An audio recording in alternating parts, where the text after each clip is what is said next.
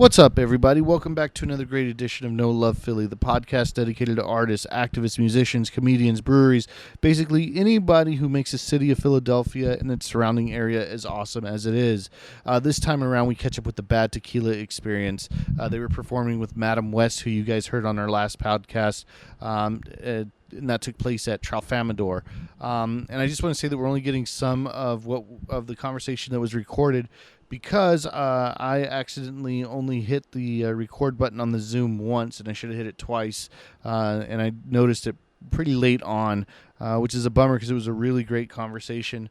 We talk about their first tour, their extreme vetting process for any of their new bandmates, their experiences as people of color in the scene.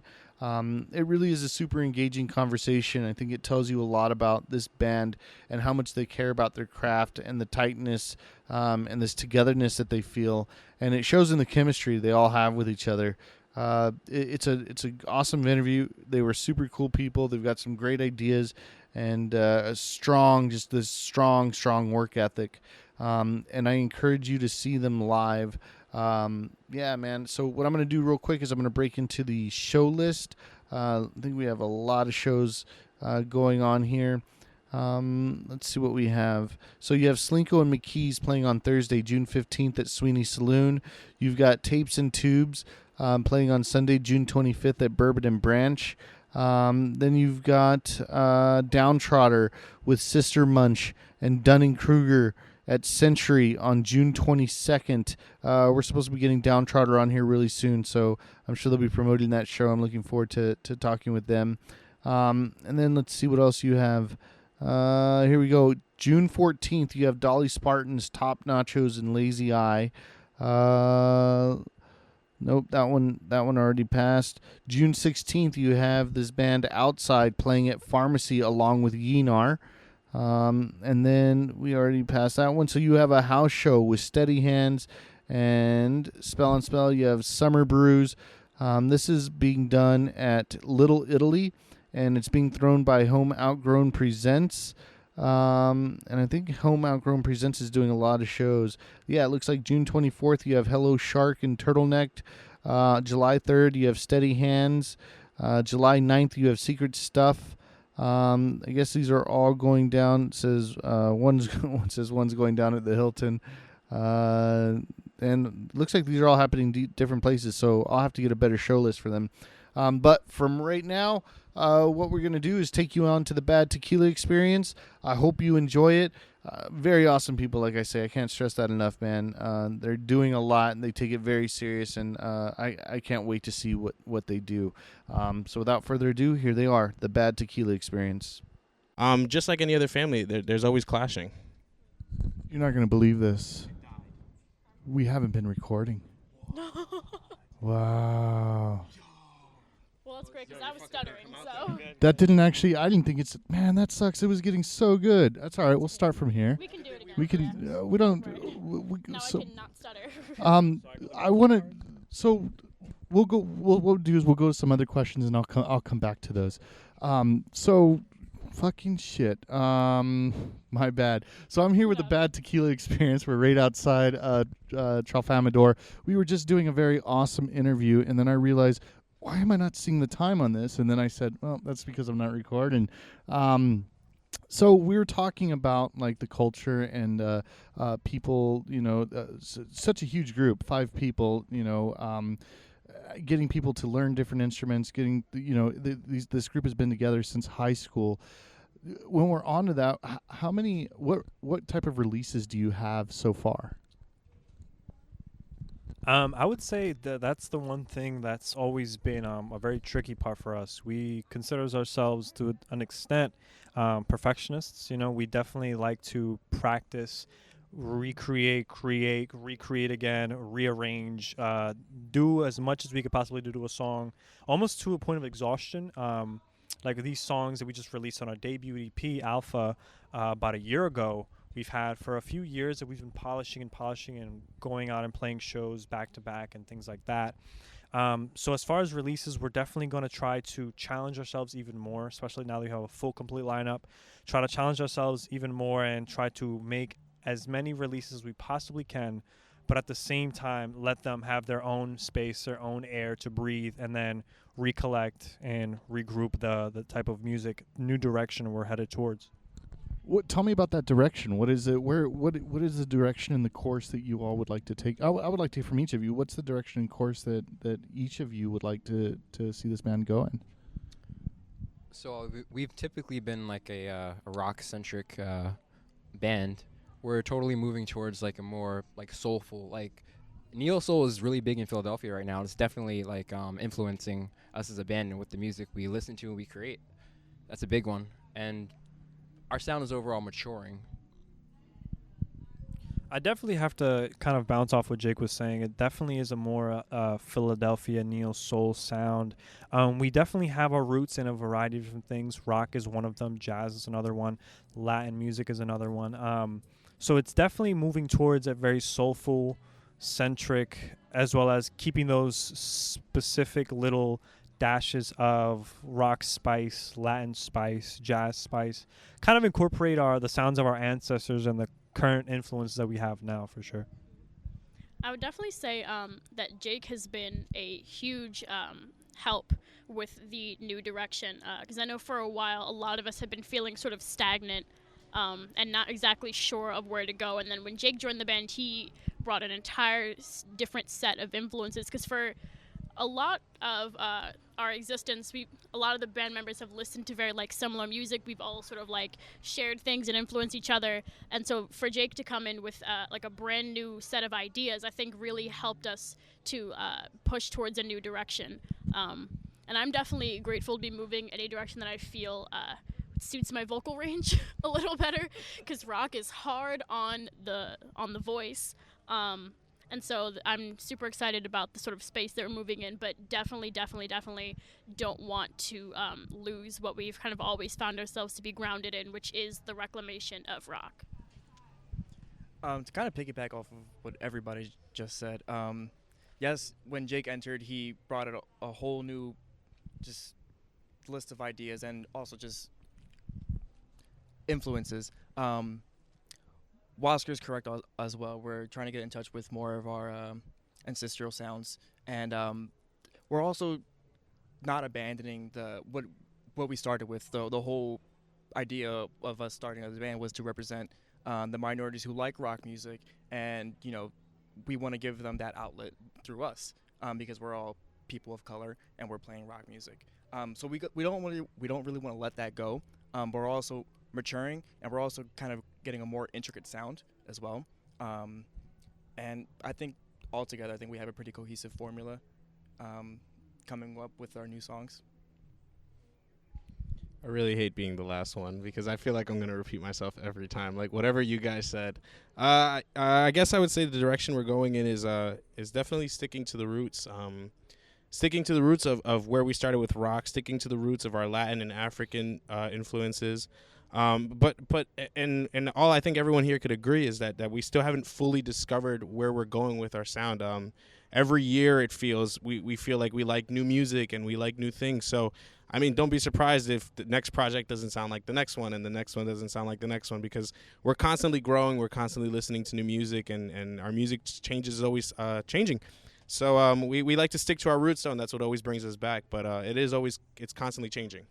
So you guys just struck a really big chord with me right now, because you guys are all talking about your Latin roots, and me, you wouldn't know it, but I'm a Latino as well.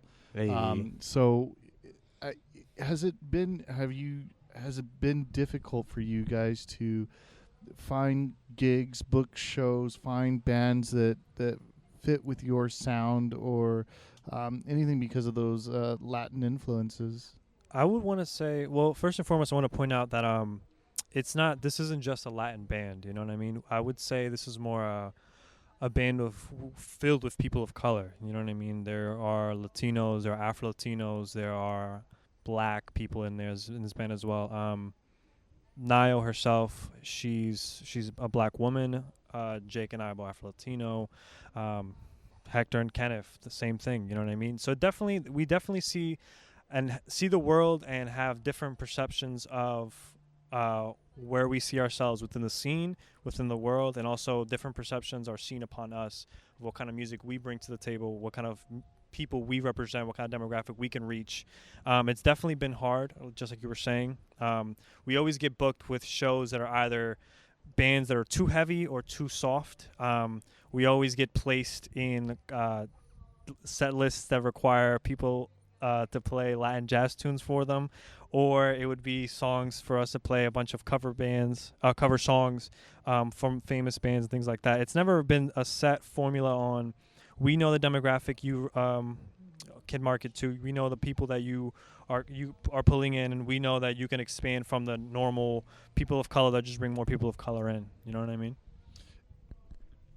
Yeah, I'll definitely say it is a little bit difficult being a band full of people of color, especially since a lot of the sort of like underground kind of rock scene in Philadelphia is so heavily non-POC. And so I find there have definitely been times where like we'll go into a venue and people will be like confused if we're like supposed to be there, and then like we'll show them, we're like, hi, we're actually the band and we're playing, and then the reaction is completely different, and their energy like shifts, and then suddenly it's all different. And I've been like assumed to be like the girlfriend of someone in a band and not like the lead singer. So it's definitely difficult, and a lot of us find that in a lot of these spaces, not only are we underrepresented, but not as much is expected of us. And then of course always after we do the show, everyone's like, oh wow, you know, like and so that's definitely been something that's been difficult, but it's also a huge motivator, because at the end of the day, like, there's nothing that can push you as much as like opposition can. And so in every single one of those experiences, we'll find a new like something to drive us forward and to make us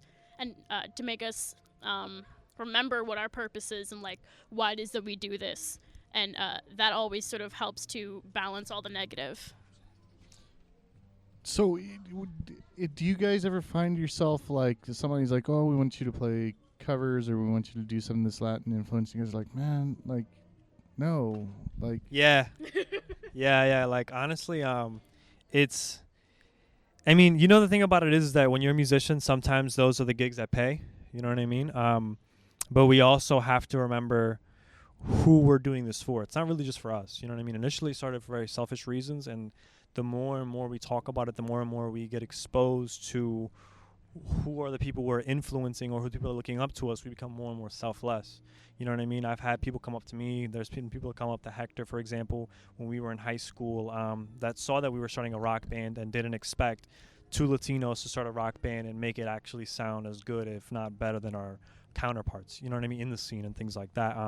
Those are the kind of motivating things that I think about that kind of drive me to arrange, to create, to make even more music and be more involved and be more exposed. You know what I mean? Like Niall was saying, and I'll add on to it, there's definitely almost like an invisibility cloak for people of color in the scene. And what we try to do is try to implement as much of ourselves in those spaces, challenge those ideals, challenge the norms that are there, as well as create our own spaces. You know what I mean? A lot of people feel as though they can't create, they can't be as good or if not better than us, and I encourage that. You know what I mean? I would imagine it has to be difficult, kind of in this situation, because you're like, well, I don't want to go to this show because I don't want to be seen as like the outcast, but at the same time it's kind of like, yeah, but fuck that, like I want to jam and I don't give a shit.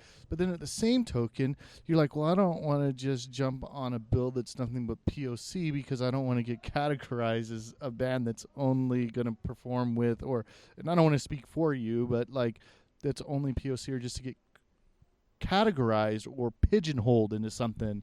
Is there a consensus there? Is there something? Does everybody have a different opinion about that? Are there other POC? Are there other largely POC bands? Yeah, shout out to Soul Glow. Okay. They're a really, really sick punk band. I would say they're predominantly POC, if not at this point already all POC. That's one band that I definitely look and say, wow, they're doing a lot of awesome things and definitely breaking a lot of norms that are in the scene. Definitely in the punk scene in Philadelphia for sure. Yeah. I know it's definitely something that we consider when people are offering to play shows, or if we're looking to play shows. Because on the one hand, it's like you don't want to be like the token and then have everyone look at you and like be the other. But at the same time, you also don't want that space to not have people of color in it. So it's definitely something that we consider because we want to take up that space. We want to impose ourselves upon people who don't think that we're supposed to be there, because like how else are they going to know that we're there if we're not like consistently pushing ourselves to invade those spaces and make those spaces something that can be accessible to all the people like us. But it's also difficult because you don't want to constantly be going through the emotional effort and the emotional labor to be showing these other people a different way than what they've already known, when it's the impetus should also be upon other people to actively seek out diversified spaces instead of just us constantly diversifying every space that we're in by our presence alone. So And Also, shout out to Jelani Saito. That's another. They're another. I would say predominantly POC band for sure. I wouldn't say Philadelphia, but definitely one that I always look out for. did anybody else have anything they wanted to add to that? Yeah, playing in shows is really cool. I'm not gonna give something. I don't know. We definitely do like playing. I don't know. I don't think we ever hate playing at certain shows. I think that we always get put in different in weird set lists or weird categories, but we always kind of embrace that because typically when people do see us go up there, they're very confused, and then when they leave, they're like, "You guys are fucking." Am I allowed to curse on this? Oh, fuck yeah. Okay, cool. People go, "You guys are fucking sick," and it's always really awesome to hear that people who didn't expect us to do something is always really cool. We do definitely do support though all other bands of POCs that are trying to do the same things as us.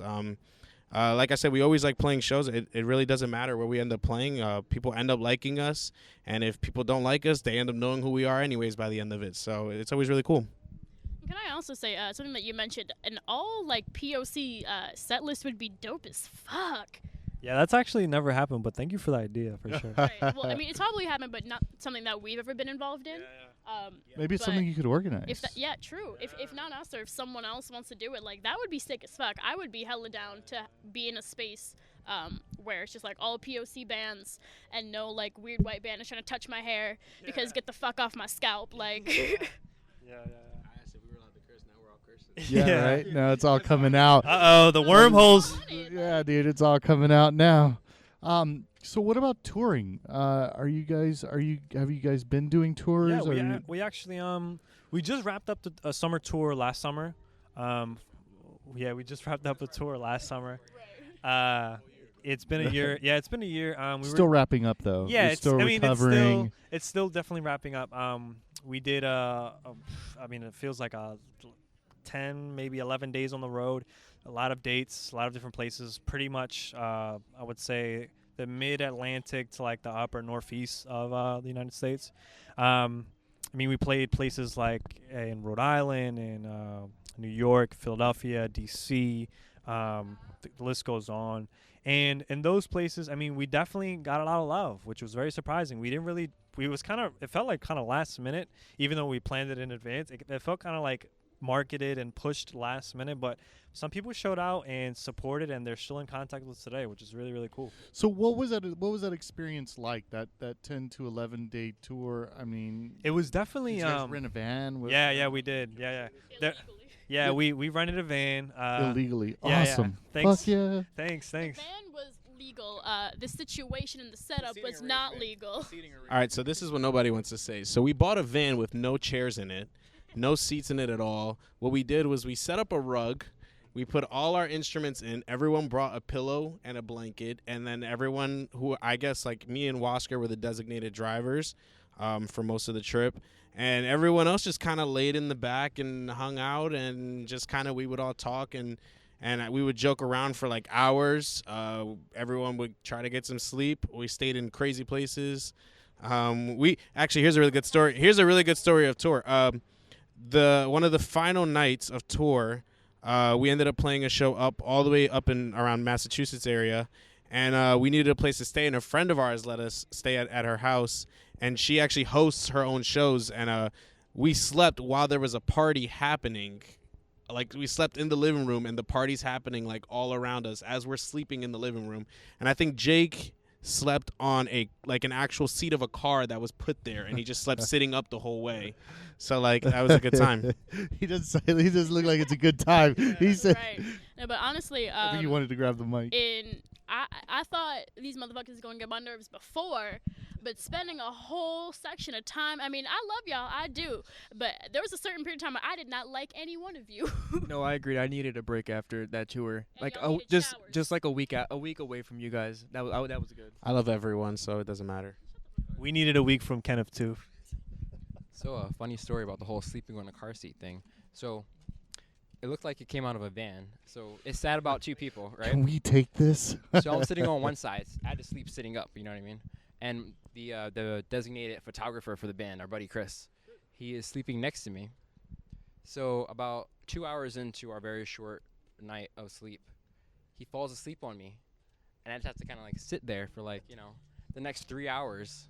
Because we only got like 5 hours of sleep that night. That was terrible. But yeah, that was like my funny story.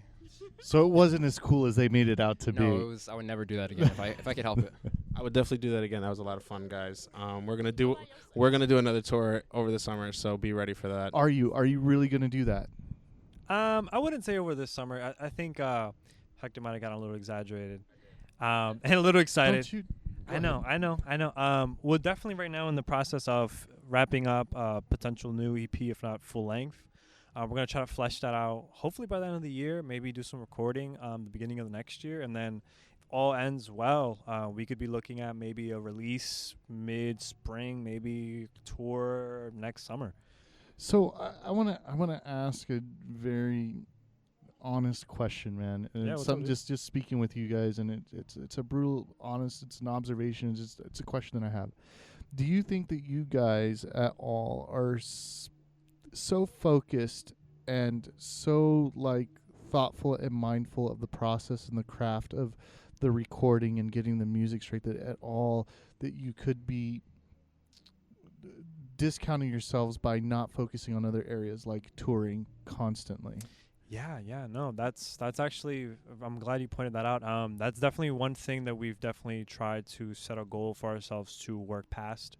It's definitely something that we, especially after this past tour, it's definitely something that we would love. I could speak for the band. We would love to do it again. We would definitely love to play out different places. Maybe not go do a Northeast tour. Maybe do a West tour. If we go to a place like Chicago, Nashville, things like that. Maybe go down south. You know what I mean? It's definitely something that we're trying to aim for and give ourselves deadlines. Sometimes we can be a little too free. And say, well, let's give it time to breathe. Let's do these songs and keep doing them. But at the same time, you also have to put it out there and let it be for what it is. You know what I mean? It's also difficult because, like it was mentioned earlier, especially when it comes to songwriting, we are such perfectionists. Every single little thing has to be right. If there's like one chord in like the last like eighth of the song, we'll spend an entire like 3 hours on it, which is infuriating. But I mean, artists will always be like super critical of their art. And so it's difficult to plan a tour when in your mind you're like, no, the music's not ready, even when in reality it probably is. And so that definitely makes it difficult when trying to think of things like recording and touring and things that involve the song being finished.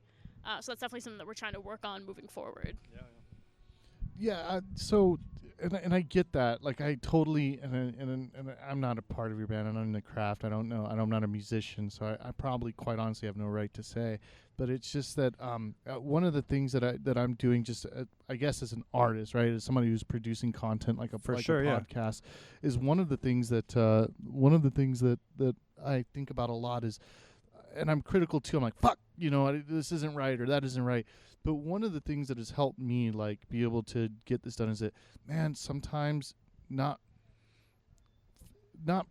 finished, complete, finished, put together, not perfect. It's not always going to be perfect all the time. And that by doing that, for me personally, I'm just saying for my personal experience, it's been good to like just say, yeah, I know there's a mistake there, and I'm going to put it out anyway, and next time I'm going to try to do better. You know what I mean?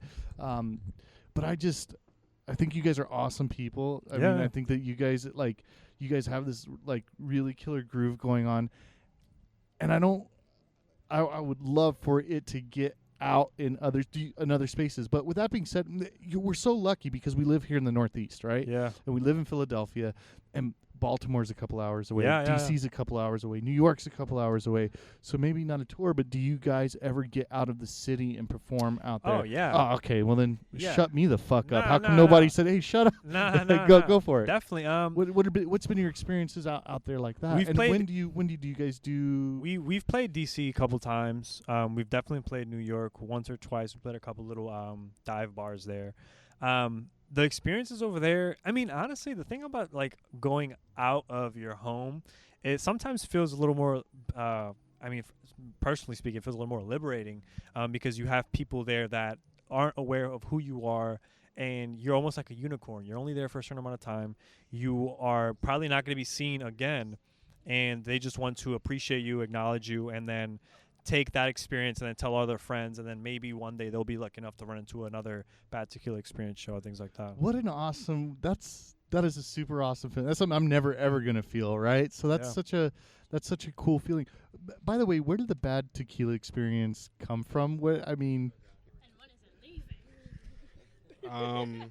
Okay, so the band we're currently in the process of changing the name. Bad Tequila Experience started when we were 14. When ain't nobody had no tequila. Yeah, none of us had tequila at that point, but yeah, we It was like 5 wink, years wink. ago. No. Me and Wasker back when AIM was a thing. Do you remember AIM Messenger? of course. That was a throwback. I'm old. Yeah. we were messaging on that, and we were trying to come up with names, and we were throwing out names for I think almost 2 hours. And I saw all Another thing you guys are over. Go Yeah. for it though.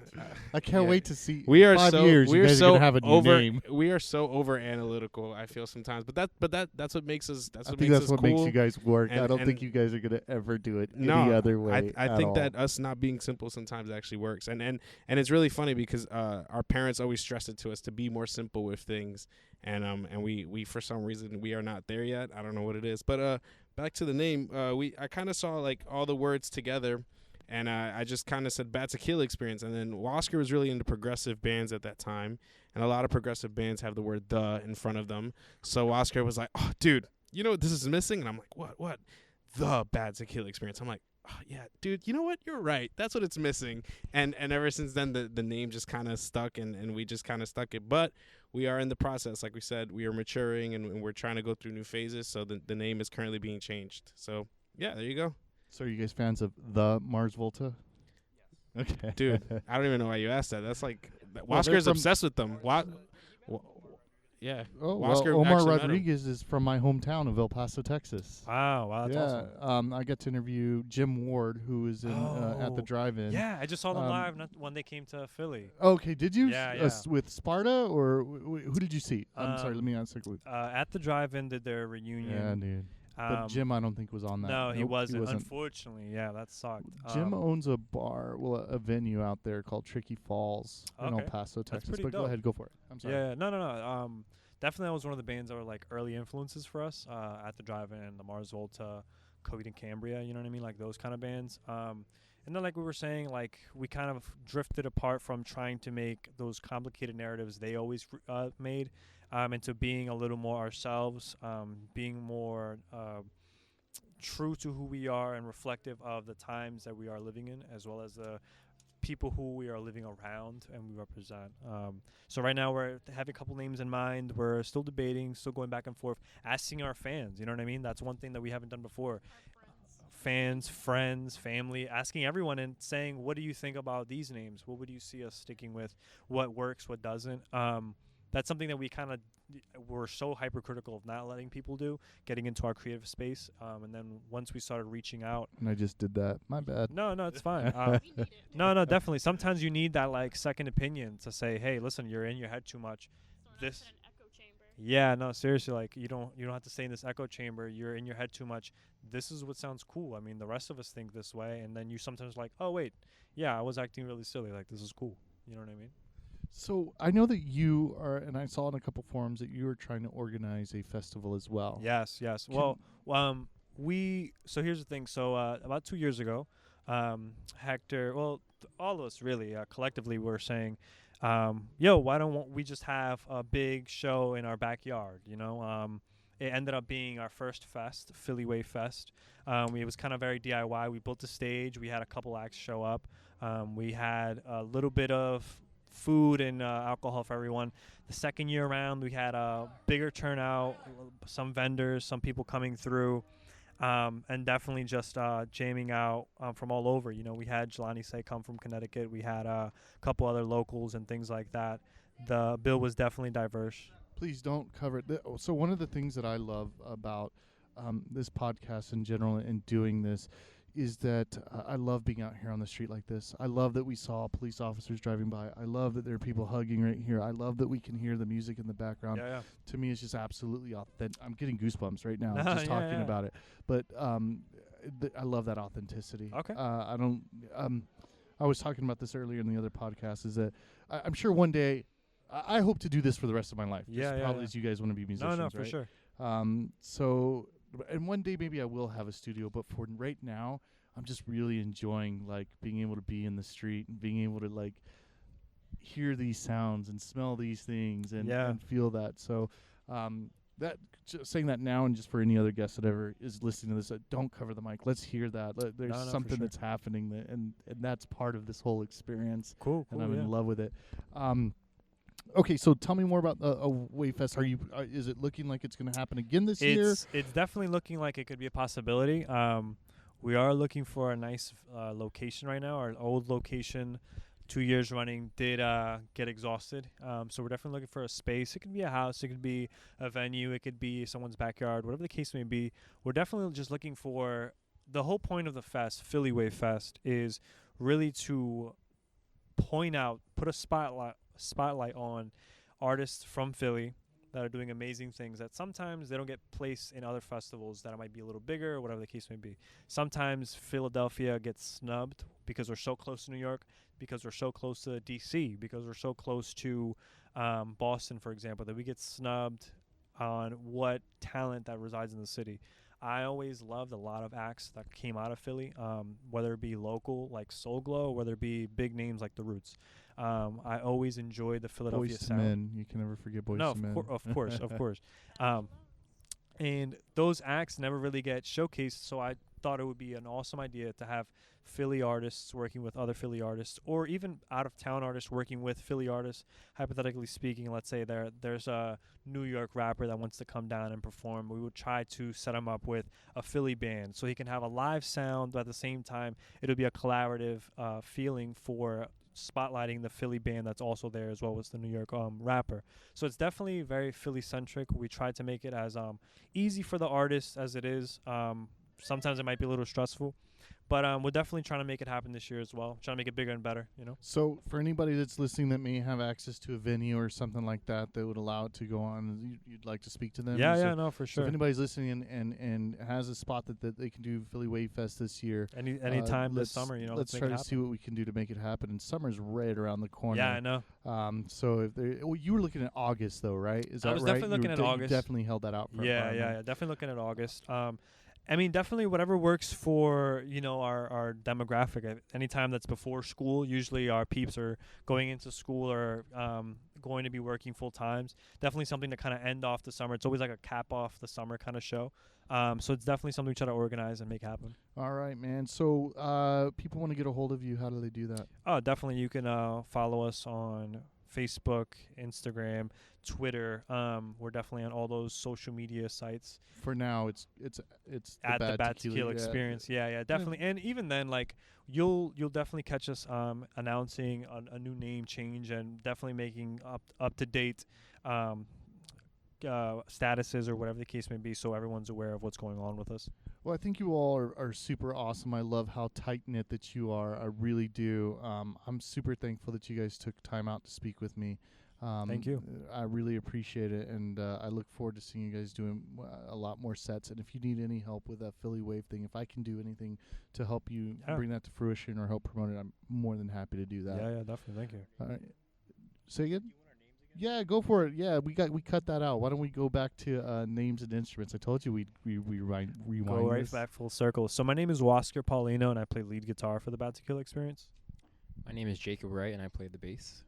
and he got in through a very rigorous interview process. Incredibly By the rigorous. way, it's all, My name is Nio Jones. I'm the vocalist. My name is Kenneth Ayala. I play rhythm guitar. And I'm Hector Ayala, and I play drums. Not a lot of people know that we're brothers, by the way. We don't look like brothers, right? right on. You wouldn't see that, right? I don't see yeah, that. No. Yeah. But people also don't know that I'm Mexican, so It's take alright. that for what you want. It's right? okay, you know? All right, guys. Thank you again so much. I really can't Thank thank you. you enough. I think this was a super interesting interview. It's one that unlike one that I've had in the past, and I'm just super appreciative of everything that you guys are doing, and I love it, man. So thank you. Thank you so so All right. much for the platform. Yeah, thank you. Thank I you. love it. All right, Thank you. guys. Talk to you later. Thank you.